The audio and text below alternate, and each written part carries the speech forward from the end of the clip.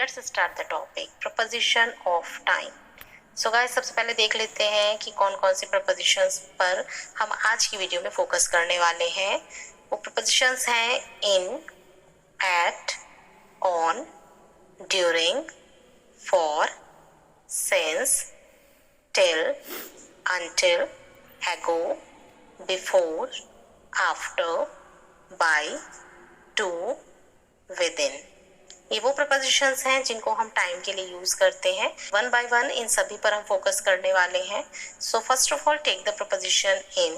We use the preposition in when we talk about months, years, decades, centuries, seasons, part of the day, period of time। Months means months name like January, February, March, August, September।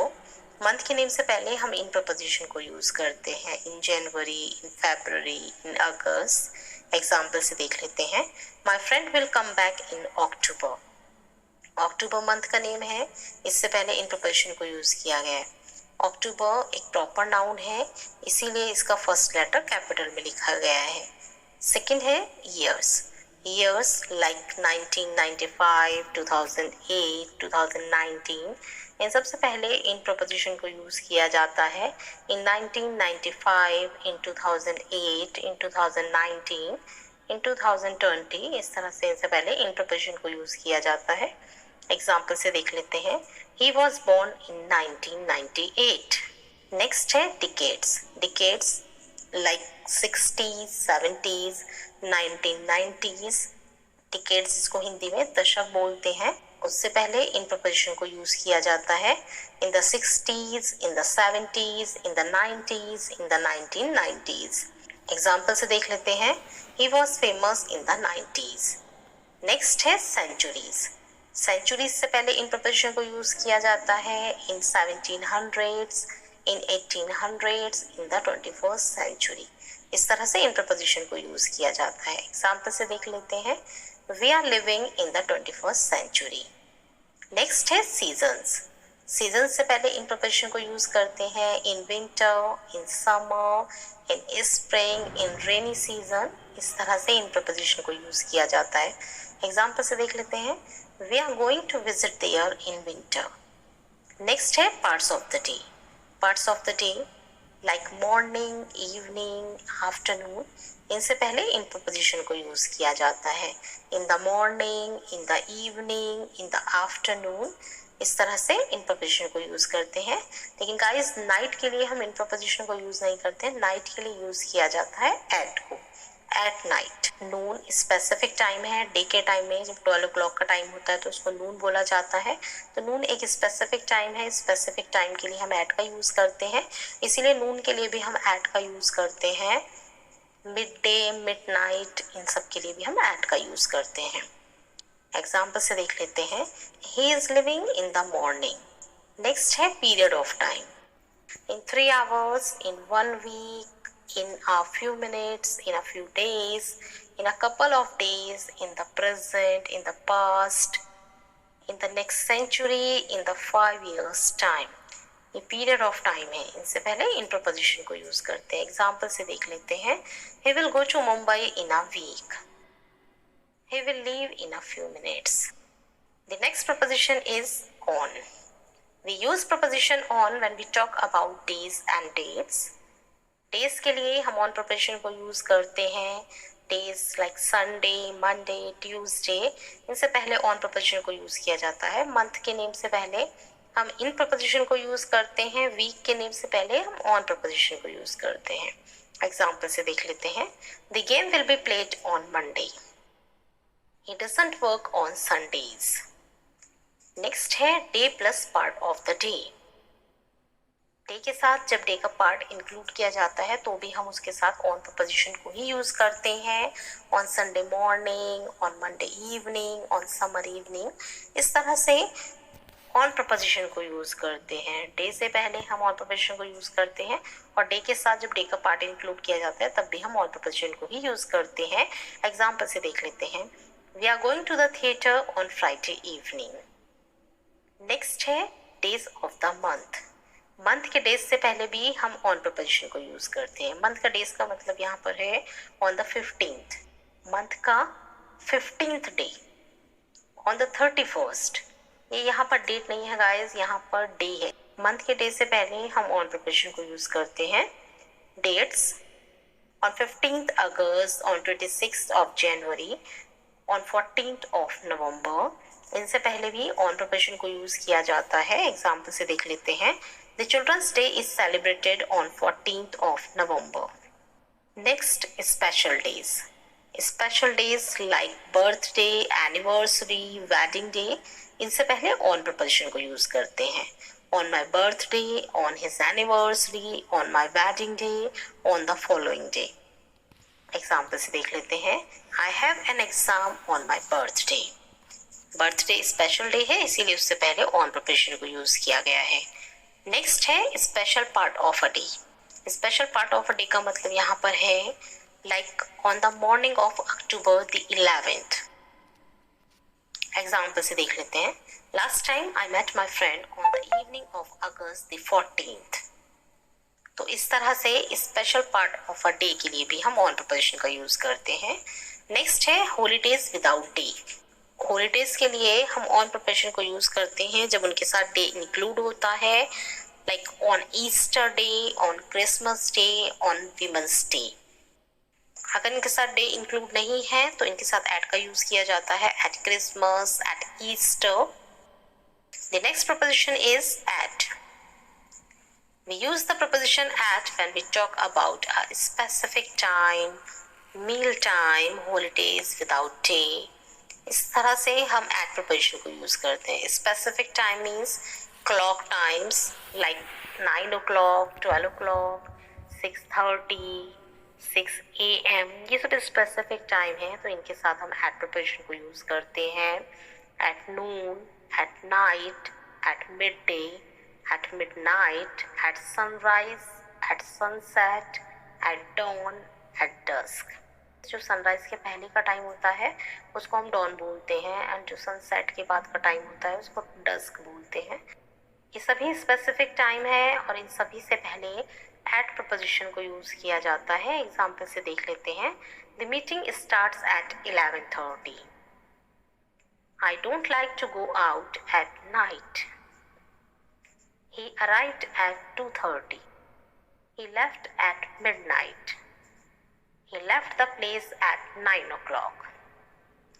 Next है fixed phrases. Fixed phrases या ये भी कह सकते हैं fixed expressions. Fixed phrases के साथ हम at preposition को use करते हैं। Fixed phrases like at the moment, at the present, at the same time, at the end of the month, at the beginning, at the weekend. Example से देख लेते हैं। He is doing his work at the moment. They arrived at the same time. I finished the course at the end of October. Next है holidays without day. Holidays के साथ जब day include नहीं होता है तो उनके साथ एट प्रपोजिशन को यूज किया जाता है। At Easter, at New Year, at Christmas. अगर डे इंक्लूड होता है तो फिर हम ऑन प्रपोजिशन को यूज करते हैं। On Christmas day, on Easter day, on New Year day. Meal time. Meal time के साथ एट प्रपोजिशन को यूज किया जाता है। At lunch time, at dinner time, at breakfast. Example से देख लेते हैं। He will go shopping at lunch time. The next preposition is during. We use this preposition when something happens within the time something else is happening. Example से देख लेते हैं। We stayed at the students' hostel during the conference. Conference के दौरान हम student के hostel में रुके। The next example is he fell asleep during the movie. Movie के दौरान वह सो गया। It means मूवी देखते देखते वह सो गया। तो इस तरह से during preposition को यूज करते हैं। The next preposition is for. This preposition is used to show an amount of time. It indicates that the action continues for the whole period. Example से देख लेते हैं। I have been teaching in this school for 5 years. ये sentence perfect continuous tense में, perfect continuous tense में हम since for का use करते हैं टाइम पीरियड के लिए। तो ये सेंटेंस परफेक्ट कॉन्टिन्यूअस टेंस में है और यहाँ पर पीरियड ऑफ टाइम को डिफाइन करने के लिए फॉर प्रपोजिशन को यूज किया गया। The next example is I sleep for 6 hours। Here 6 hours indicates that the action continues for the whole period। यहाँ पर for का यूज हुआ है इंडिकेट करने के लिए पीरियड ऑफ टाइम को। Now let us take one more example. This laborer works for 8 hours daily। The next proposition is since। This proposition expresses point of time। Point of time के लिए हम since preposition का use करते हैं। Perfect continuous tense में mainly इस preposition का use किया जाता है। एग्जाम्पल से देख लेते हैं। I have been teaching in this school since 2015। Next example है he has been doing his work since 2 o'clock। ये सेंटेंसेस परफेक्ट कॉन्टिन्यूअस टेंस में है। परफेक्ट कॉन्टिन्यूअस टेंस में पॉइंट ऑफ टाइम के लिए हम सिंस प्रपोजिशन को यूज करते हैं। The next preposition is until and till। We use these prepositions to describe a continuous action that stops at a specific time। In preposition का use उस continuous action को define करने के लिए किया जाता है जो कि स्पेसिफिक टाइम पर स्टॉप हो जाता है। एग्जाम्पल से देख लेते हैं। They lived in Delhi until 2008। तो यहाँ पर एक कॉन्टिन्यूअस एक्शन को डिफाइन किया जा रहा है कि वो वहां पर रहे, कब तक रहे, एक स्टॉप टाइम यहाँ पर बताया गया है, एक स्पेसिफिक टाइम यहाँ पर बताया गया है 2008 तक। एक और एग्जाम्पल लेते हैं। We will wait till 6:30। हम 6:30 बजे तक उनकी प्रतीक्षा करेंगे। तो यहाँ पर एक स्टॉप टाइम दिया गया है, एक स्पेसिफिक टाइम बताया गया है कि एक्शन स्टॉप कब होगा 6:30 पर। तो यहाँ पर टिल इसीलिए लगाया गया है। The next preposition is ago। This preposition refers to how far back in time something happened। ये preposition बताती है कि कोई काम कितने पहले हुआ है। एग्जाम्पल से देख लेते हैं। He left the house an hour ago। उसने 1 घंटे पहले घर छोड़ा। तो यहाँ पर पहले के सेंस में ago का यूज हुआ है। एक और एग्जाम्पल लेते हैं। He completed his course 5 months ago। उसने 5 महीने पहले अपने कोर्स को कंप्लीट किया। The next proposition is before and after। The prepositions before and after refers that something happens either previous or later a specific time। Before and after are used to talk about a past event in reference to another past event। Before and after in preposition का use पहले और बाद के sense में किया जाता है और बिफोर और आफ्टर का यूज हम 2 पास्ट इवेंट को डिफाइन करने के लिए भी करते हैं। He will come here before Sunday। वह संडे से पहले यहाँ आएगा। तो यहाँ पर पहले के सेंस में बिफोर का यूज हुआ है। I will see you after Monday। मैं तुमसे मंडे के बाद मिलूंगा। The next example is he cleared the test a month before he completed the course। उसने कोर्स कंप्लीट करने के 1 मंथ पहले टेस्ट को क्लियर किया।